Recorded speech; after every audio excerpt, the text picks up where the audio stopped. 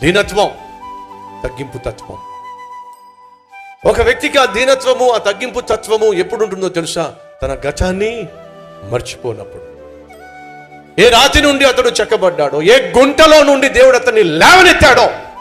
మంచం మీద పడున్నావు, దేవుడు నిన్ను లేవనెత్తాడు. నిరుద్యోగిగా పడున్నావు, దేవుడు నిన్ను లేవనెత్తాడు. ఆర్థిక సమస్యలో కూరుకుపోయావు, దేవుడు నిన్ను లేవనెత్తాడు. అందరి చేత విడవబడ్డావు, దేవుడు నిన్ను లేవనెత్తాడు. నిస్సహాయ స్థితిలో, నిరాశ నిస్పృహలో నలిగిపోతున్న, కుమిలిపోతున్న, కృంగిపోతున్న, కుప్పకూలిపోతున్న, కూరుకుపోతున్న నిన్ను దేవుడు తన దయగలిగిన హస్తాన్ని చాపి లేవనెత్తాడు. కృతజ్ఞత కలిగి జీవించాల్సినటువంటి బాధ్యత జీవితాంతం మనకుంది. మనకు మాత్రమే కాదు, మన బిడ్డలకు కూడా మనం ఏం చేయాలి? నేర్పించాలి.